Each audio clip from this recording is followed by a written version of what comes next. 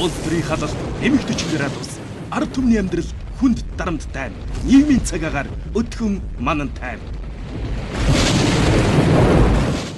За үзэгчдийнхээ нөрөн Түмэн амгалан айлтгыг ТV студиуд 1-р сугаар нийгмийн цаг агаар цуврал нэвтрүүлгийн 6 дахь дугаарыг үзүүлэхэд бэлэн болсон байна.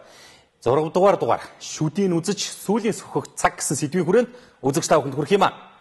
За байгалийн цаг агаар гадаа 20 хэмдэргэлдэж Монголын нийгмийн цаг агаар харин айгам халууны дээд зэгтээ хүрлээ. Учир нь монголчууд Монгол улс орших уу, эс орших уу гэдэг түүхэн сонголтыг хийхэд 2 хоног үлдсэн байна. Харин энэ сонголтоо хийхийн тулд төр түшилцгээр уралдаж байгаа энэ олон улс төрийн нам нэр дэвшигчдийн хинэн хийм бэ гэдгийг ялгаж салган шүдийн үзэж сүүлийн сөхөж байж сонголтоо хийх хэрэгтэй болж ирж байна. Харин нийгмийн цаг агаар нэвтрүүлэг танд туслаж Монгол төрийн толгойд заларсаар ирсэн, дахин залрахаар санаархаад байгаа манан бүлэглэлийн жинхэнэ нүүр сарыг илчлэх 5 баримтыг дэлгэж байгаамаа. Монгол Ардын нам арч улс намынхан өөрсдөд зориулж сонгуулийн хууль гаргасан. Одоо мөнгөгүй хүн сонгуулийн сурталчилгаа хийж чадахгүй. Яагаад гэвэл нэвтрүүлэг 1 минут нь хагас сая төгрөгийн үнэтэй. Ийм ч болоод та зөвхөн Монгол Ардын нам арч улс намын сурчилгааны нэвтрүүлгүүдийг л харж ирсэн.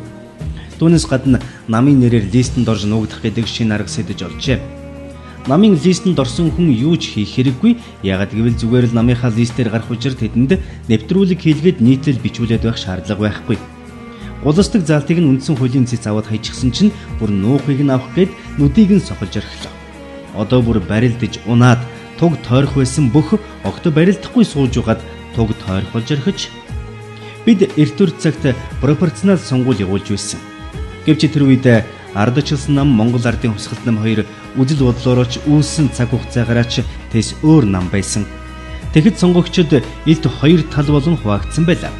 Одоо бол хоорондоо ямар ч ялгаагүй намууд болж хувирсан. Гэвч энд их учир бий. Хэрвээ нам нь суудл авахгүй бол тэд цөмөрөө гарахгүй гэсэн үг. Намаа ялна гэж бат итгэсэн тэд хамаг лидергийн хүмүүсээ намын нэрэнд орж ихсаажээ. 100 мянган гарын гишүүнтэй хэмээн вакуумддаг эрх баригч намын тухайд аваад үзье. Жагсаалтын ихэнд бат болд хүрэл сүх дэмбэрлэгээд доош жагссан байгааг та харах болно. Өнөөдөр нөгөө олигарх гэж нэрлэгдээд байгаа хүмүүс энэ жагсаалт бол үнэн хэрэгтээ Монголын тэргүүн баячуудын жагсаалт юм. Ил зарладаг хөрөнгө орлогын мэдүүлгээр нь ч тэр далд байгаа хөрөнгө өрн ч тэр Монголын толгой баячуудын жагсаалт бол дээрх жагсаалт яхаарахгүй мөн. Энэ жагсаалт доош явсаар нэмд оржийн нэрээр эхний 6 баяны нэр дуусаж түүнээс доош арай хөрөнгө багтаан жагсаж байгаа бололтой. Петровсын захирал инх чимиг 24-д, түүнээс арай дэхнүр 14-т бишрэлтийн бишрмээр баян ундармаа газрын эзэн гарамжав трансбанкийн хууль бусаар булааж авсан гэд бүүн хил ам хэрүүл тэмцэл болоод байсан инх жаргал 21-т жагсаж явна. Ийм жагсаалтыг үг нь харвал сонгогчд саналаа өгөх үү? Шууд л өөр намын нэр дугуйлахаар үзэг хөдлөх болов уу? Харамсалтай нь сонгуулийн хуудсан дээр зөвхөн намын нэр л үзэгдэнэ. Тэр болон олигархууд үл үзэгдэнэ. Энэ листэнд орогсод Монголын тэргүүн баячуудаас гадна ямар нэгэн байдлаар ноото хүмүүс юм. Нэг блогт гарах магадлалгүй хүмүүс л намын нэрний цаана нуугдсан байна.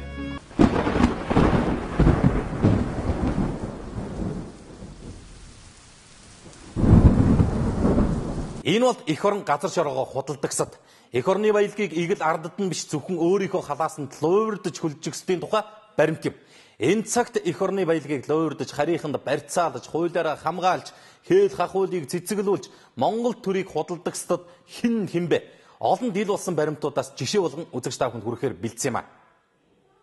Авилгатай тэмцэх газарт 2011 онд хөрөнгө орлогоо мэдүүлсэн байдлаас нь харвал Монгол Ардын намын дарга Сүхбаатарын Батболдын өөрийн орлого жилийн 51 сая 19,700 төгрөг.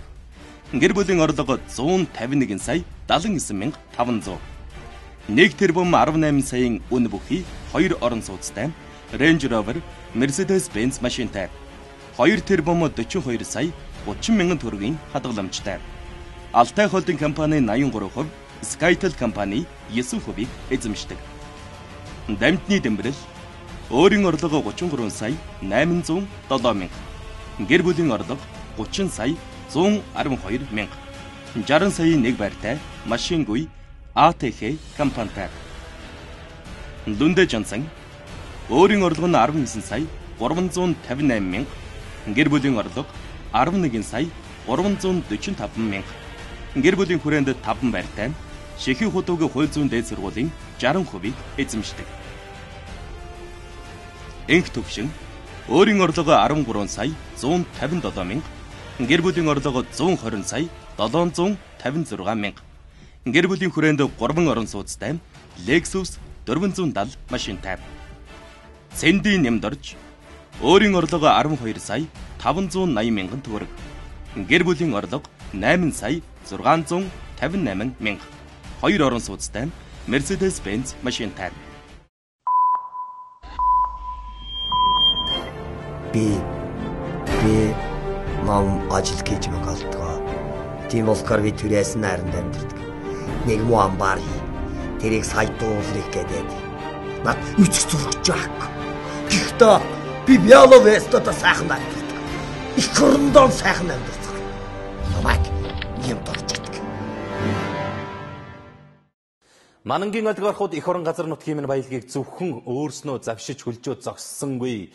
Харийнханд худалдаж Монголын ирээдүйг мөхөх аюулд унгалаа. Тэд Монгол нутгийг гадныхны цөмийн хог хаягдлын сав болгох гэрээг өнгөрсөн 4 жил үзэглээд амжсан гэж байна. Олон хэлэлцээрүүд явагдсан. Зориг цайд энэ эсхийг ахалж энэ яриануудыг хийсэн. Японтой, Америктэй, Америкийн нэгдсэн улстай хийсэн яриануудын энэ ажлын эсхийг бол зориг цайд ахалж сайд Зандан шатар бол энэ хэлэлцээрүүдийг хийсэн юм байнамаа. Тэр нь манай Монгол улсад бол цөмийн хаягдал одоо буулгах юм бэлтгэл ажил хийгдсэн. Зарим хэмжээгээр булж туршсан гэдэг юм уу. За бүр булах одоо газрууд нь товлогдсон гэдэг юм уу. Ноцтой баримтууд өнөөдөр нийгэмд их олон болоод байна шүү. Хэрвээ Японы Майничи сонин илчлээгүй бол зоригт Зандан шатар нарын байгуулсан гэрээгээр өнгөрсөн 5 дугаар сарын дундуураас цөмийн хаягдал булшлах ажил эхлэх байсан байна. Тэгээд бүр одоо Монгол оронд Япон солонгос улсуудын цөмийн хаягдлыг булахын тулд тусгай төмөр замыг одоо хотын зүүн хойд нутгаар дамжуулж тавих ийм төсөл хүртэл гарсан шүү дээ. Тэгээ галтэргээр орж ирэл манад одоо цөмийн хаягдал болгодаад байна гэхэд ямар ч хяналт тавих боломж байхгүй. Олон нийтийн эсэргүүцэл гадаадын байгууллагуудын шаардлага зэрэгээс улбаалаад зоригт Зандан шатар нар одоогоор гэрээг төтгөлзүүлэх саналыг гаргасан юм. Гэвч сонгуулиар Монгол Ардын нам олонхын саналыг авч засгийг үргэлжлүүлэн барих аваас гэрээг сэргээж 8 дугаар сарын сүүлчээс Монголын нутаг дэвсгэрт Япон солонгосын атомын станцуудын хаягдлыг булчилахаар тохирсон гэх мэт Японы болон Америкийн хэвлэлүүдээр үргэлжлэн гарсаар байна. Сонгуулийн дараа бол сонгогдсон ч бай, сонгогдоогүй ч бай, инхийн цагаан тагтаа дүрээ одоо орхиод одоо хар хэрэг дүрээ олно. Одоо улай хайсан одоо тэр аимшигт амьтдын дүрийг олно. Тэгэхээр тэр хүмүүс маань хэрвээ сонгогдох юм бол одоо төрийн эрх мэдлийг гартаа аваад энийг бол одоо төрийн хүчээр одоо хийнэ. Ямар ч хяналт тогтоох аргагүй болно. Хэрэгжин ийм одоо маш аюул байгаа шүү. Цөмийн хаягдал гэдэг нь ямархуу хор нөлөөтэй зүйл болохыг зарим хүмүүс сайн ойлгохгүй, төсөөлөхгүй байх шиг байна. Атомын бөмбөгөөс дутгааргүй хөнөөлтөө аимшигт үр дагавартай болохыг дэлхийн нийтээрээ Фукушима, Чернобылийн цахилгаан станцын осол, Семифлатинск, Лоб нуурын орчимд байнга хийгддэг туршилтаас сайн мэднэ. Бүх улс орноор хордох юм аюул байна. Цөмийн хаягдал хэмээх аимшигт зүйлийг эх орондоо оруулж ирж ард түмнээ хідэн үеэр нь зовлон дундгаахыг завдаж явсан зоригт өөрийгөө манай зоригт гэж өргөмжлөн яваа нь хэр зохистой вэ? Ийм хөнөөлтөө зүйлийг Монголд оруулж ирэх гэрээг гардан хөөцөлдөж явсан Зандан шатар өөрийгөө Баян хонгорт манай сайд гэж дуудуулж яваа нь ямар вэ? Энэ хоёр бол манай хүмүүс биш байна. Эх орондоо жинхнэрээ хайртай. Ард түмнээ гих сэтгэлтэй хүмүүс бол ийм аимшигтай зүйлийг оруулж ирэхээр хөөцөлтөнд байдгүй бодохыг ч хүсэхгүй байх үзье. Манангийн өөр нэг шинж чанар бол худал амлагчид, хуурам мэхлэгчид. Тэд өнгөрсөн 4 жилд амжиргаа доогранд ардынхаа хангалуун амьдрах сэтгэлээр тоглож, бэлэн мөнгөний амлалтаар хууран төрийн эрхийг луйвардсан байдаг. Хариуд нь тэд юу гэсэн бидэнд? 2 оронтой тооноос буухай болсон инфляц 40% ядуурл, утаа, хог, ажилгүйдэл ядуурл эцэст нь эх орондоо гадуурхагдсан амьдралыг өглөө. За энэ удаагийн сонгуул бол их Монгол ард түмний унах уу, босох уу гэсэн их яг эхний алхмын гараан дээр ирчээд байна. Энэ ард түмний хандлага бол энэ манангаас салъя гэсэн юм. Өмнөх сонгуулиар чинь манан гараад залуучууд биднэрээ хүрээлсэн ямар ч тийм бодиттой зүйл хийгээгүй гэж би бодож байна. Муухай олигархуудаас салъя ард түмнийхээ өнөөдрийн итгэл найдварыг олж авахгүй л ер нь болохгүй болчихжээ. Одоо энэ орд утааны орчингийн бохирдол тэгэл манан гээд хамгийн хэцүү манан л өндөө биднээс арчлал нэрийн дор 22 жил ард түмний хуурч эх орон газар шороо ард түмнийхээ эсрэг сусгуу дайныг одоо зогсоох цаг нь болсон. Тиймээс энэ манан бүлэглэлийг бол төрөөс зайлуулах ёстой. Жирээс ямар ч ахиц амжилт байхгүй ард түмний улам зураа ичж байна. Газар шороо маань хүний мэдл очлоо шүү дээ. Арчилсан нам одоо юу гэдэг энэ намуудын төлөө бид нар олон жил өглөө. Ерөөсөө бид нар сайжирсан амьдрал сайжирсан юм мэдэхгүй байна, мэдрэгдэхгүй байна. Өнөөгийн эрх баригчдад бол одоо биднээс ихийг амлсан. Тэгээд амлснаач өгсөн юм байхгүй. Биднээсээ одоо монголчууд биднээс одоо олон жил хууртлаа шүү дээ. 2 нам 2 сая 500 төгрөг өгнө гэсэн элбэгд орж гарчраад яг сая 500 1 сая өгнө гэсэн. Одоо 500 өгчөөд насцаачууд бол 330 өгсөн байгаа. Одоо үлдсэн 670 мянган төгрөг нөгөө төр сонгуульд өгч чадахгүй шүү дээ. 2500-аас мах авч илаа. Тэгэхээр одоо тэр мах нь одоо 9500 өхрийн мах гэхэд 9500 гэж байна.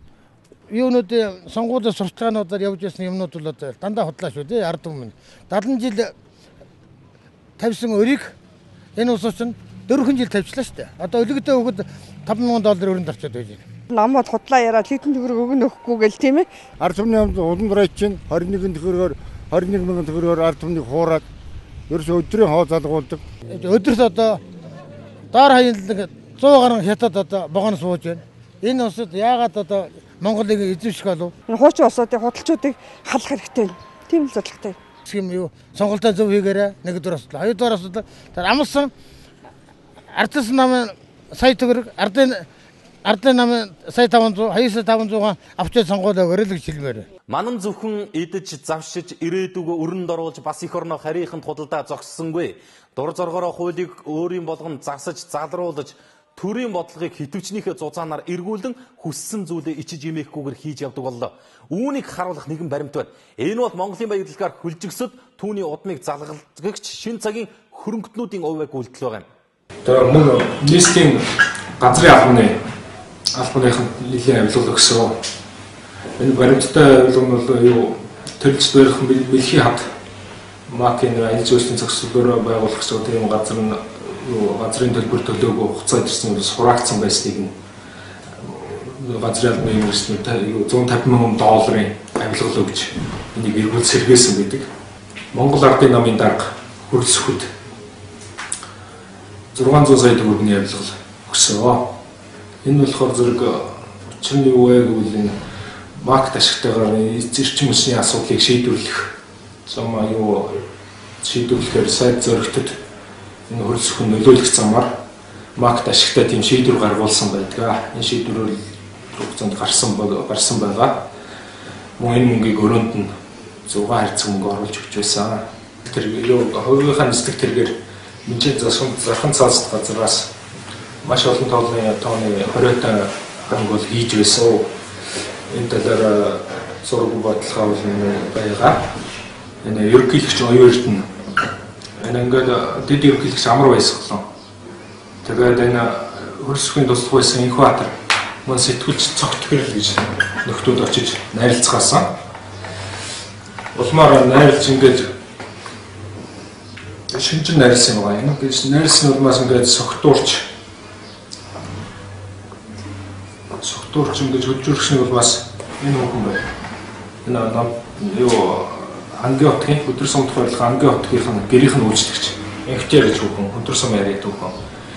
Энэ хүүхнийг ерөнхийлөгч юу нам захын ерөнхийлөгч оюун эрдэнэ өөрийнхөө юунд хэлсүүлнэ гэж тэмдэгээр ингэр дээр зөөж өгсөн байна.